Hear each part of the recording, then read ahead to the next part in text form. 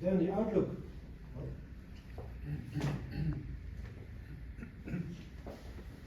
Good afternoon, everyone. So the outlook for 2024.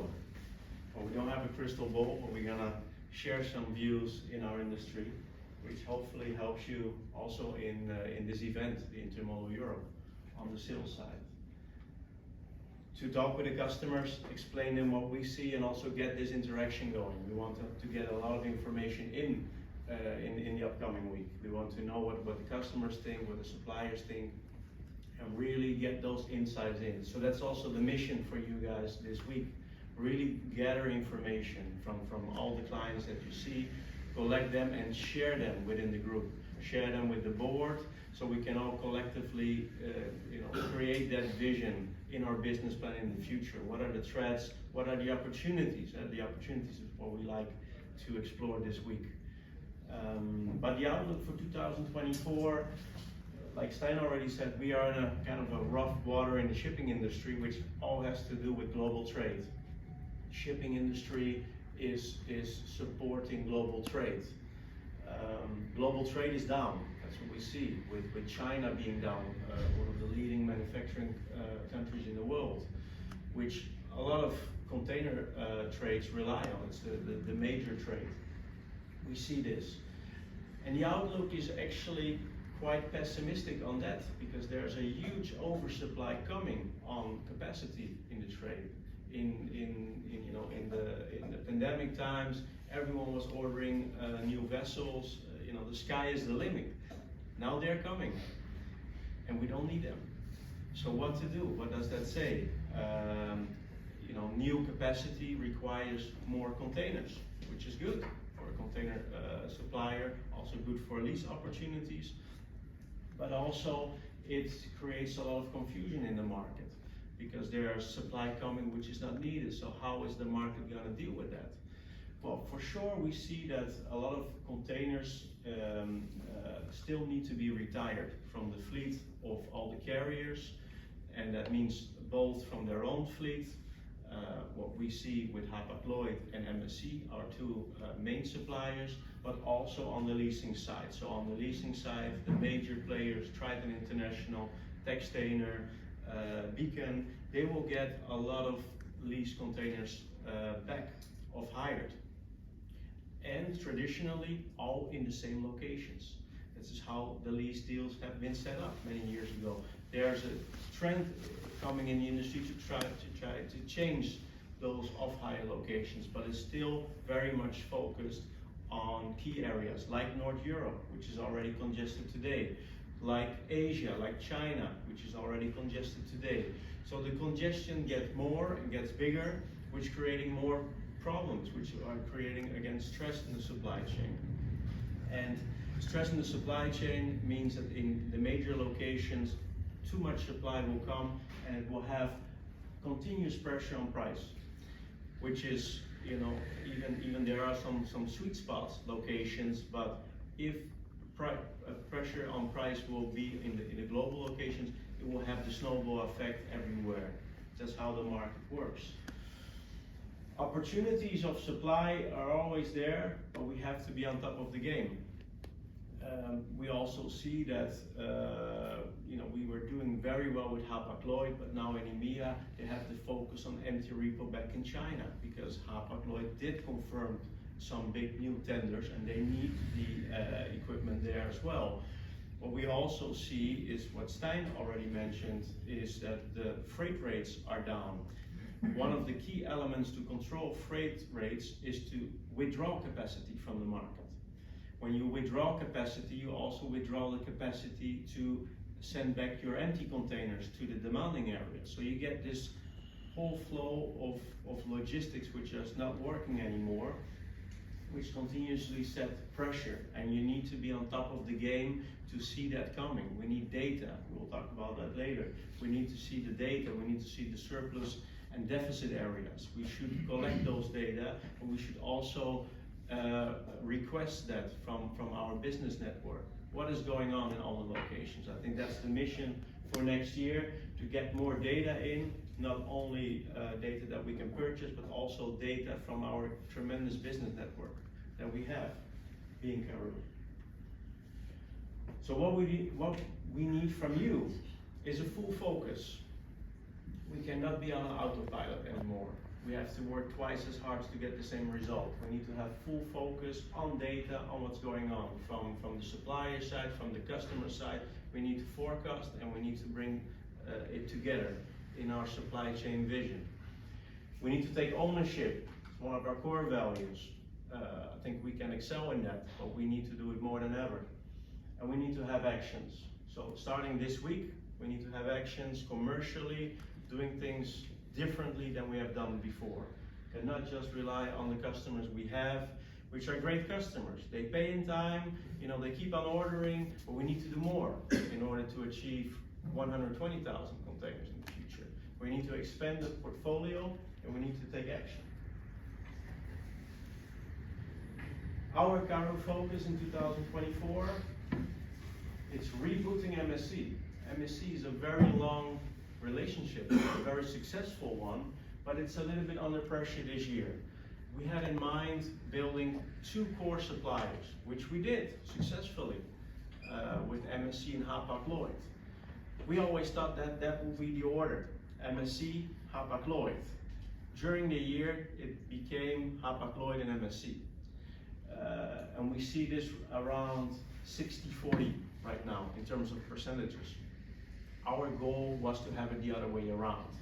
There are still a lot of opportunities with MSC, but we need to find each other on price, we need to find each other on communication, and that's where our investment should be. Not only on the HQ level, but also again on all the regional levels. Reach out to them, visit them, the local offices, the regional offices, invest in that relationship with MSC. It's a key partnership and it has a lot of opportunities worldwide. That's what we need to do.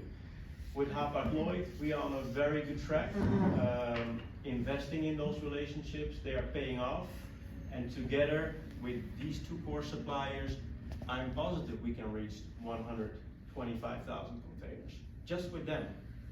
But we need to do everything to make that work.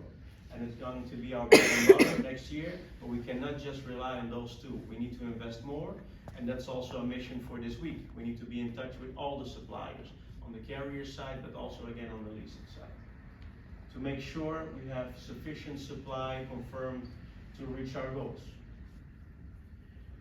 Expand one-way lease. This is actually the same sheet as last year. It's funny to say because we had this as a goal, Baggio, and we actually invoiced 1.7 million this year in credits to Baggio again.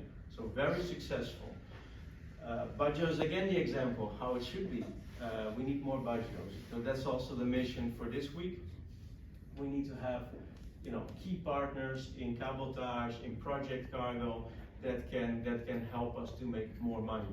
To find also the asset optimization worldwide with our tooling that we created with CQM, with Paul as a project manager. We concluded that it's working well, it gives us tremendous insights, but we need to also on the commercial side, we need to have more data in, more deals in to feed the system that we have. And that's also really our mission for this week. Be in touch not just with the customers that we know, but also the customers that we don't know. And also explore the project cargo division, like break bulk, these type of events. Not everything turns into gold, but we can definitely make an effort to find that next big project again, like we had with Baggio this year and last year. New builds, gate buys. It's something we did not focus on during this year. It's definitely something we should focus on again.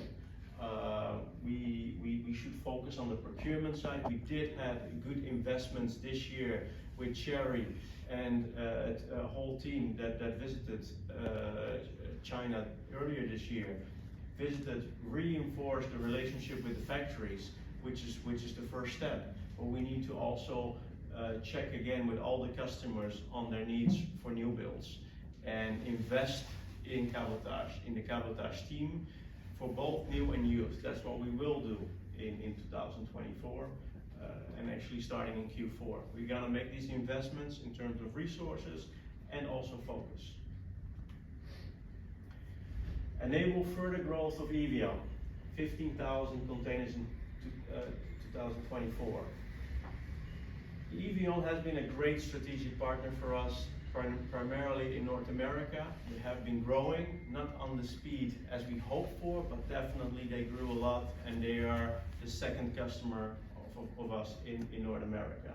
They grew a lot, and it's still, has a lot of room to grow further. We're gonna make this investment. They are also involved in other countries like North Europe, less successful because of the dynamics of the market, but we hope to change that. We hope to see also again new opportunities for Evian worldwide next to USA and Canada, and enable that growth together, and let them be our retail focused partner. Operational excellence. It's on the agenda of everyone. In order to run our business, we had to increase our operational cost over the last couple of years. We had to invest in depot handling fees. We had to be more flexible on our M&R criteria just to get things done, to grow that volume on the pace that we did, to get priority, to get the service, to make sure that we could give the service back to our clients. So we spend a lot, and that's, in a market where margins are $500-600, you can spend some more in order to obtain that growth and service. Now we don't have the margin anymore, so that's also an objective for our procurement team, our operational team, is to really cut down the cost. Not on the expense of service, that's the trick. We need to keep the service high and lower the cost. So that's also a personal mission for me, to do that together with our global teams and really reduce that cost level in our system. It's going to be a major focus for us in order to create more margin again as well. Review processes worldwide. Of course, IT will support that step by step, but it's also, we need to just review what we can learn from each other. We have very strong teams worldwide. We have Andrew right now joining from Boston, which has a perspective what we have done successfully in North America. We have Wayne over this year. You also invested a lot in processes with Hapag-Lloyd.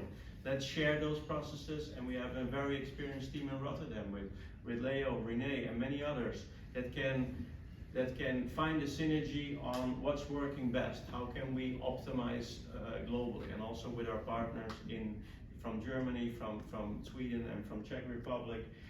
Let's all put our minds together and find the best way and document that, and eventually also have IT supporting that. That's what we hope, and that's what we want to achieve in 2024. But there's more on the agenda. Very short from me. Next, and data. Well, next I leave that up to Herbert, who's speaking this afternoon in much more detail. The data part will be also a focus of me and Paul. We're gonna further invest in that, in business intelligence. We're gonna buy more data and use that data, distribute that data internally, really for strategic decision making. So that's gonna be a core focus for us with the business intelligence team. B Corp, well, we have Tirza here, and it's not only Tirza. I think it's a great effort of everyone supporting Tirza and Etiquette in order to make these steps in B Corp this year. Obviously, this was always the path of creating the mindset this year and implement next year, and that's what we will do, and that's what we continue to do. But it's great that we have already made this incredible steps, and hopefully we can put the dots on the I next year and get it going. So, but great results so far. That's my part.